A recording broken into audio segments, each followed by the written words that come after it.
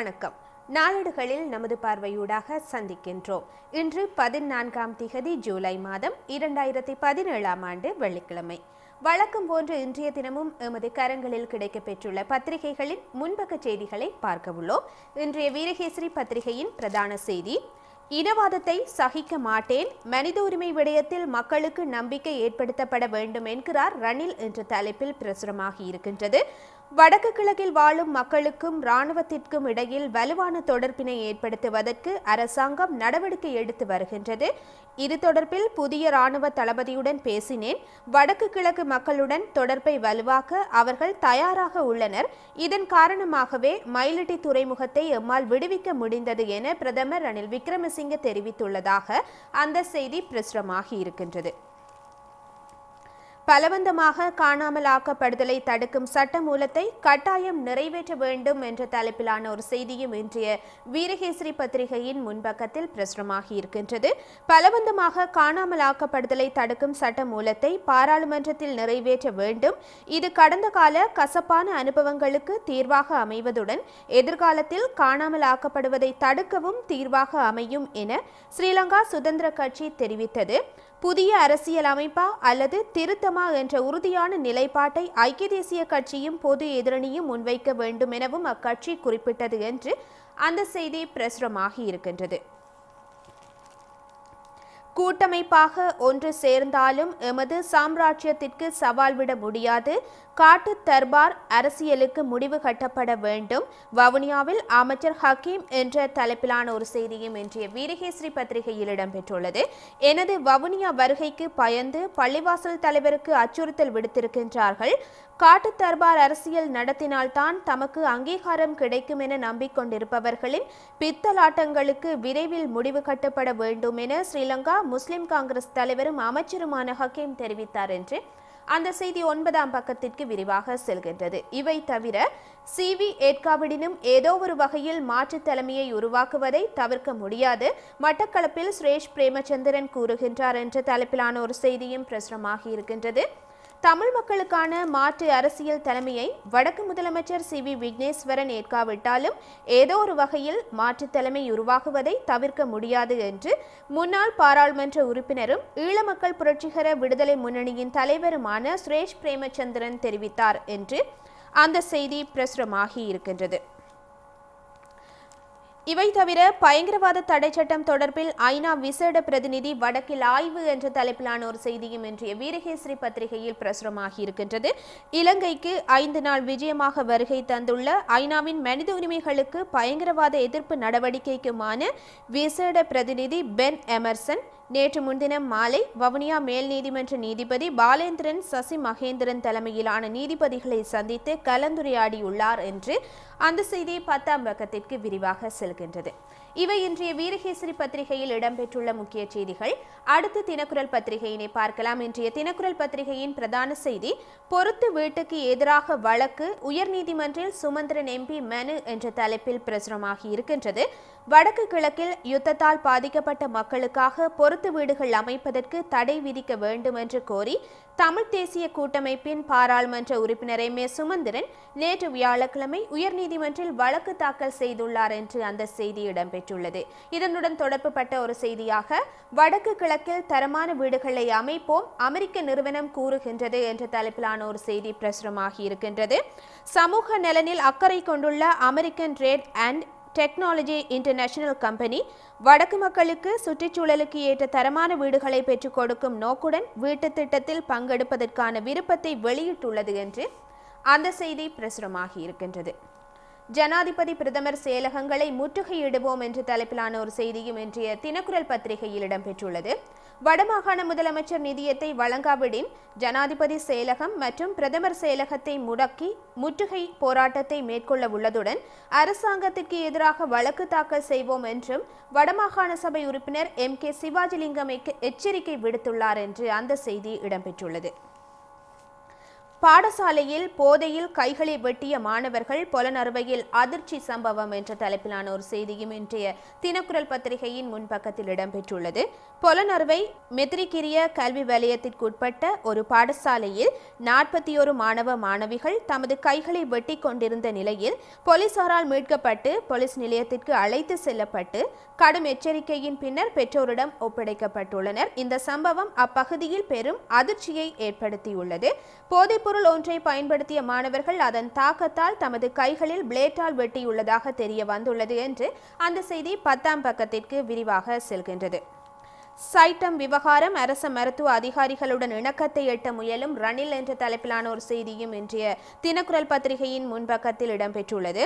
மாலபே தனியார் மருத்துவ கல்லூரி விவகாரத்தில் அனைவரும் ஏற்றுக்கொள்ளக்கூடிய தீர்வு திட்டம் ஒன்று முன்வைக்கப்படும் என்று அரசாங்கம் உறுதியளித்துள்ளது. பிரதமர் ரணில் விக்ரமசிங்கவுக்கும் அரச மருத்துவ அதிகாரிகள் சங்கத்திற்கும் இடையிலான விசேட சந்திப்பு ஒன்று நேற்று முன்தினம் புதன்கிழமை நடைபெற்றுள்ளது. இந்த சந்திப்பின் போதே பிரதமர் இவ்வாறு அரசின் திட்டம் தொடர்பாக அளித்துள்ளார் என்று அந்த செய்தி பிரசுரமாகி இருக்கின்றது. இவை இன்றைய தினக்குரல் பத்திரிகையில் முன்பக்கத்தில் இடம் பிடித்துள்ள முக்கிய செய்திகள். அடுத்து சுடரொளி பத்திரிகையினை பார்க்கலாம். இன்றைய சுடரொளி பத்திரிகையின் பிரதான செய்தி, யுத்தத்தை வென்ற போதிலும் தொடர்கின்றது பயங்கரவாதம், அதனை தோற்கடிக்கவே தேசிய அரசை அமைத்தோம், சார்க் அமைச்சர்கள் மாநாட்டில் பிரதமர் ரணில் சுட்டிக்காட்டு என்ற தலைப்பில் புகைப்படத்துடன் பிரசுரமாகி இருக்கின்றது. அதிர்ஷ்டவசமாக நாம் யுத்தத்தை வெற்றி கொண்ட போதிலும் புதிய வடிவில் தோற்றம் பெற்றுள்ள பயங்கரவாதத்தை தோற்கடிக்க முடியாது போனமையை நாங்கள் உணர்ந்துள்ளோம். இந்த பயங்கரவாதத்தை ஒழிக்கவே 2 பிரதான கட்சிகளும் ஒன்றிணைந்து சார்க் வலயத்தின் முதல் முறையாக தேசிய அரசை அமைத்தோம் என்று பிரதமர் ரணில் விக்ரமசிங்க தெரிவித்துள்ளதாக அந்த செய்தி 6ஆம் பக்கத்திற்கு விரிவாக செல்கின்றது. மைத்திரிக்கு பங்களாதேஷில் கோலாகலமான வரவேற்பு என்ற தலைப்பிலான ஒரு செய்தியும் இன்றைய சுடரொளி பத்திரிகையில் புகைப்படத்துடன் கட்டமிடப்பட்ட செய்தியாக பிரசுரமாகி இருக்கின்றது. பங்களாதேஷ் பிரதமர் ஷேக் ஹசீனா அம்மையாரின் அழைப்பின் பேரில் 3 நாள் உத்தியோகபூர்வ பயணம் மேற்கொண்டு பங்களாதேஷ் சென்றுள்ள ஜனாதிபதி மைத்ரிபால சிறிசேன நேற்று முற்பகல் பங்களாதேஷ் டாக்கா சர்வதேச விமான நிலையத்தை சென்றடைந்தார் என்று அந்த செய்தி இடம்பெற்றுள்ளது. இவை தவிர போர்க்குற்ற நீதிமன்றம் அமைக்கப்படுவது உறுதி, அதன் மூலம் மஹிந்தவுக்கு தண்டனை, அரசின் திட்டம் அதுவே என்கிறார் விமல் என்ற தலைப்பிலான ஒரு செய்தியும் கட்டமிடப்பட்ட செய்தியாக இன்றைய சுடரொளி பத்திரிகையில் பிரசுரமாகி இருக்கின்றது. பலவந்தமாக காணாமல் போவதை தடுக்கும் சட்ட வரைவு நிறைவேற்றப்பட்டால் அதன் அடிப்படையில் இலங்கையில் முதலாவது போர்க்குற்ற நீதிமன்றம் அமைக்கப்படும். அந்த நீதிமன்றில் மஹிந்த ராஜபக்ஷ உட்பட படை அதிகாரிகள் அனைவரும் குற்றவாளிகளாக நிறுத்தப்படுவர் என்று தேசிய விடுதலை முன்னணியின் தலைவரும் மஹிந்த அணியின் நாடாளுமன்ற உறுப்பினருமான விமல் வீரவன்ச தெரிவித்தார் என்று அந்த செய்தி பிரசுரமாகி இருக்கின்றது. மைத்திரியின் கோட்டையில் களமிறங்குகின்றார் மஹிந்த, அரசுக்கு அடிக்கு மேல் அடி கொடுக்க தயாராகின்றது பொது எதிரணி என்ற தலைப்பிலான செய்தியும் இன்றைய சுடரொளி பத்திரிகையில் பிரசுரமாகி இருக்கின்றது. தேசிய அரசுக்கு எதிராக நாடு தழுவிய ரீதியில் எதிர்ப்பு கூட்டங்களை நடத்தி வரும் முன்னாள் ஜனாதிபதி மஹிந்த ராஜபக்ஷ தலைமையிலான பொது எதிரணி அடுத்த கூட்டத்தை பொலனறுவை மாவட்டத்தில் மையப்படுத்தி நடத்தவுள்ளது என்று அந்த செய்தி பிரசுரமாகி இருக்கின்றது. ராஜபக்ஷாக்களை ரணில் பாதுகாப்பது சுதந்திர கட்சியை 2ஆக பிளவுபடுத்தவே குற்றம் சாட்டுகின்றது ஜேவிபி என்ற தலைப்பிலான செய்தியும் இன்றைய சுடரொளி பத்திரிகையில் பிரசுரமாகி இருக்கின்றது. ஸ்ரீலங்கா சுதந்திர கட்சியை 2ஆக பிளவுபடுத்தவே ராஜபக்ஷாக்களை பிரதமர் ரணில் விக்ரமசிங்க பாதுகாக்கின்றார் என்று ஜேவிபி குற்றம் சாட்டியுள்ளது என்று அந்த செய்தி பிரசுரமாகி இருக்கின்றது. இவை தவிர முக்கிய பல முடிவுகளை எடுப்பதற்காக இன்று கூடுகின்றது ஐக்கிய தேசிய கட்சியின் மத்திய குழு. புதிய அரசமைப்பு தேர்தல் ஆண்டு விழா தொடர்பிலும் விசேட கவனம் என்ற தலைப்பிலான செய்தி கட்டமிடப்பட்ட செய்தியாக இன்றைய சுடரொளி பத்திரிகையில் இடம்பெற்றுள்ளது. புதிய அரசமைப்பு, உள்ளூராட்சி சபை தேர்தல் உட்பட முக்கிய பல விடயங்கள் தொடர்பில் கலந்துரையாடுவதற்காக ஐக்கிய தேசிய கட்சியின் மத்திய செயற்குழு இன்று வெள்ளிக்கிழமை காலை அவசரமாக கூடுகின்றது. கட்சித் தலைவர் பிரதமர் ரணில் விக்ரமசிங்க தலைமையில் கட்சி தலைமை அலுவலகத்தில் நடைபெறும் கூட்டத்தில் கட்டாயம் பங்கேற்குமாறு மத்திய குழு உறுப்பினர்களுக்கு அறிவுறுத்தப்பட்டுள்ளது என்று அந்த செய்தி 6ஆம் பக்கத்திற்கு விரிவாக செல்கின்றது. இவை இன்றைய சுடரொளி பத்திரிகையில் முன்பக்கத்தில் இடம் பிடித்துள்ள முக்கிய செய்திகள்.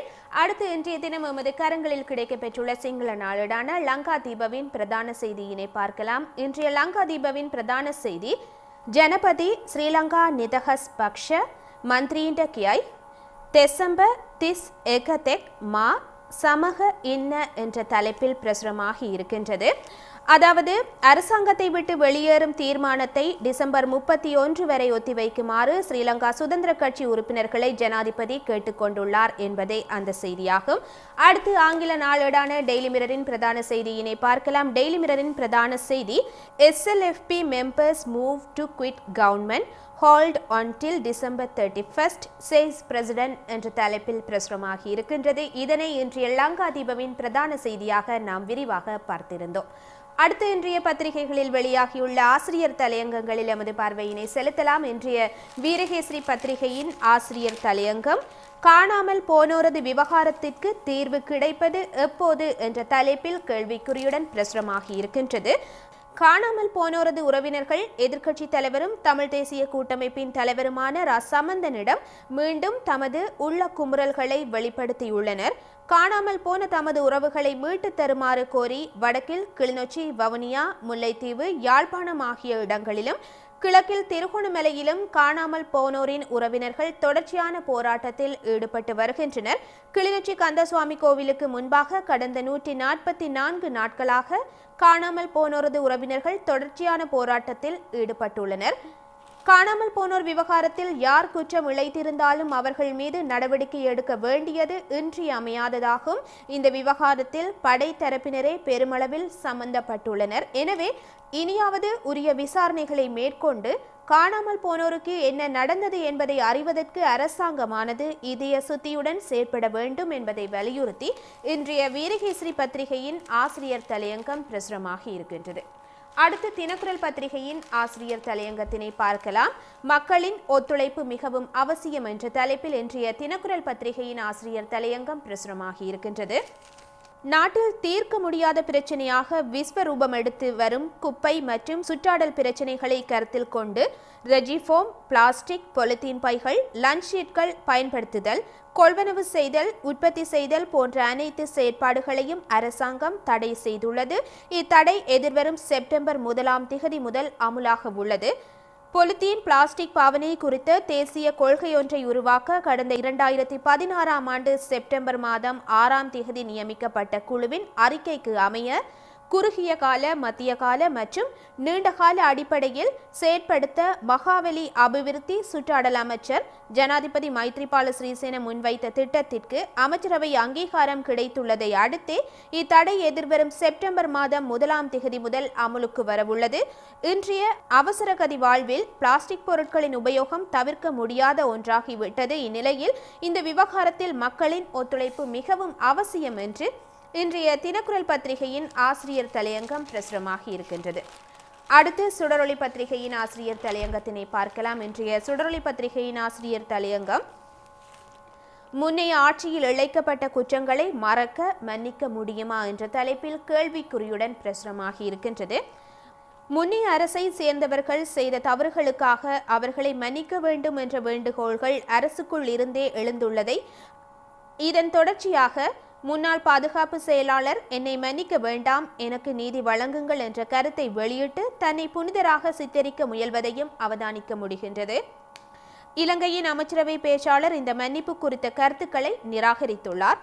கடந்த ஆட்சியின் கீழ் 2 வகையான பாரிய குற்றங்கள் இடம்பெற்றிருந்தன. முதலாவது இனப்படுகொலை, மனித குலத்திற்கு எதிரான நடவடிக்கை. இந்த குற்றங்கள் குறித்த விசாரணைகள் நடைபெற வேண்டும், உண்மை அம்பலப்படுத்தப்பட வேண்டும், குற்றவாளிகள் தண்டிக்கப்பட வேண்டும் என்பது இந்த தேசத்தின் பெருவாரியான மக்களின் விருப்பமாகும். இதன் காரணமாக அவர்கள் மன்னிப்பு என்ற பேச்சு எழுவதையே விரும்பவில்லை என்று இன்றைய சுடரொளி பத்திரிகையின் ஆசிரியர் தலையங்கம் வெளியாகியுள்ளது. தொடர்ந்து இன்றைய பத்திரிகைகளில் வெளியாகியுள்ள மலையக செய்திகள் பக்கத்தில் எமது பார்வையினை செலுத்தலாம். இன்றைய வீரகேசரி பத்திரிகையின் மலையக செய்திகள் பக்கத்தில் தோட்ட தொழிலாளர்களுக்கு உரிய கொடுப்பனவுகள் காலம் தாழ்த்தாது வழங்கப்பட வேண்டும், தேசிய தொழில் ஆலோசகர் கூட்டத்தில் சட்டத்தரணி மாரிமுத்து என்ற தலைப்பிலான ஒரு செய்தி பிரசுரமாகி இருக்கின்றது. அடுத்து இன்றைய பத்திரிகைகளில் வெளியாகியுள்ள சர்வதேச மற்றும் இந்திய செய்திகள் பக்கத்தில் எமது பார்வையினை செலுத்தலாம். இன்றைய வீரகேசரி பத்திரிகையின் உலக செய்திகள் பக்கத்தில் அமெரிக்க ஜனாதிபதி ட்ரம்ப் பிரான்ஸ் விஜயம் என்ற தலைப்பிலான ஒரு செய்தி பிரசுரமாகி இருக்கின்றது. அதுபோன்று ஜப்பானின் படுகொலையாளிகள் 2 தூக்கிலிட்டு மரண தண்டனை நிறைவேற்றம் என்ற தலைப்பிலான ஒரு செய்தியும் இடம்பெற்றுள்ளது. ஜப்பானில் படுகொலையாளிகள் இருவருக்கு நேற்று வியாழக்கிழமை மரண தண்டனை நிறைவேற்றப்பட்டுள்ளதாக அந்த செய்தி பிரசுரமாகி இருக்கின்றது. இவை தவிர கெமரூனில் 2 தற்கொலை குண்டுதாரிகள் தாக்குதல், 14 பேர் உயிரிழப்பு, 30 பேர் காயம் என்ற தலைப்பிலான ஒரு செய்தி இடம்பெற்றுள்ளது. இந்த சம்பவம் நேற்று முன்தினம் புதன்கிழமை மாலை இடம்பெற்றதாக தெரிவிக்கப்பட்டுள்ளது. பிரேசில் முன்னாள் ஜனாதிபதி சில்வாவுக்கு ஊழல் குற்றச்சாட்டில் 9.5 வருட சிறை என்ற தலைப்பிலான ஒரு செய்தியும் கட்டமிடப்பட்ட செய்தியாக இன்றைய வீரகேசரி பத்திரிகையின் உலக செய்திகள் பக்கத்தில் பிரசுரமாகி இருக்கின்றது. அடுத்து இந்திய செய்திகள் பக்கத்தினை பார்க்கலாம். இன்றைய வீரகேசரி பத்திரிகையின் இந்திய செய்திகள் பக்கத்தில் சகல வசதிகளுடன் சிறையில் சசிகலா, சிறைத்துறை உயரதிகாரி லஞ்சம் பெற்றதாக புகார் என்ற தலைப்பிலான ஒரு செய்தி பிரசுரமாகி இருக்கின்றது. சொத்து குவிப்பு வழக்கில் குற்றவாளி என நிரூபிக்கப்பட்டு பெங்களூர் பரப்பன அக்ரஹார சிறையில் அடைக்கப்பட்டுள்ள அதிமுக பொதுச் செயலாளர் சசிகலா விஐபி சலுகைகளை பெற்று சௌகரியமாக இருப்பதாக தகவல்கள் வெளியாகியுள்ளன என்று அந்த செய்தி பிரசுரமாகி இருக்கின்றது. விசாரணைக்கு உத்தரவு என்ற தலைப்பிலான செய்தியும் தொடர்புபட்ட செய்தியாக பிரசுரமாகி இருக்கின்றது. பெங்களூர் சிறையில் சசிகலாவுக்கு சலுகை அளித்தமை தொடர்பில் உயர்மட்ட குழு விசாரணைக்கு கர்நாடக முதல்வர் உத்தரவிட்டுள்ளார் என்பதே அந்த செய்தியாகும். இவை தவிர சிறையில் சிறப்பு வசதிகள் என்பது அபத்தமானது என்ற தலைப்பிலான ஒரு செய்தியும் இன்றைய வீரகேசரி பத்திரிகையின் இந்திய செய்திகள் பக்கத்தில் இடம்பெற்றுள்ளது. சசிகலாவுக்கு சிறையில் சிறப்பு வசதிகள் அளிக்கப்பட்டுள்ளதாக கூறப்படும் குற்றச்சாட்டுகள் அபத்தமானது என நாஞ்சில் சம்பத் தெரிவித்துள்ளதாக அந்த செய்தி பிரசுரமாகி இருக்கின்றது. அடுத்து யாழ் பிராந்திய பத்திரிகைகளான உதயன், வலம்புரி மற்றும் காலை கதிர் பத்திரிகைகளின் பிரதான செய்திகளை பார்க்கலாம். இன்றைய உதயன் பத்திரிகையின் பிரதான செய்தி, புதிய அரசமைப்புக்கு முன்னரே வருகிறது தேர்தல் சட்ட திருத்தம், உள்ளூராட்சி தேர்தலை நடத்தும் திட்டத்துடன் கூட்டரசு முயற்சி என்ற தலைப்பில் பிரசுரமாகி இருக்கின்றது. அடுத்து வலம்புரி பத்திரிகையின் பிரதான செய்தியினை பார்க்கலாம். இன்றைய வலம்புரி பத்திரிகையின் பிரதான செய்தி, சித்திரவதைகள் தொடர்கிறது, ஆதாரங்களுடன் உறுதிப்படுத்தி ஜஸ்மின் சூகா இன்று அறிக்கை, மகாநாயக்க தேரர்கள் குழு வடக்கு கிழக்குக்கு வருகிறது என்ற தலைப்பில் இன்றைய வலம்புரி பத்திரிகையின் பிரதான செய்தி வெளியாகியுள்ளது. அடுத்து காலை கதிர் பத்திரிகையின் பிரதான செய்தியினை பார்க்கலாம். இன்றைய காலை கதிர் பத்திரிகையின் பிரதான செய்தி, புலிகளின் ஆயுத கப்பல்களை இலக்கு வைக்க அமெரிக்கா உதவியது, உண்மையை அவிழ்க்கின்றார் முன்னாள் தூதுவர் ரோபர்ட் ஓ பிளேக் என்ற தலைப்பில் இன்றைய காலை கதிர் பத்திரிகையின் பிரதான செய்தி வெளியாகியுள்ளது.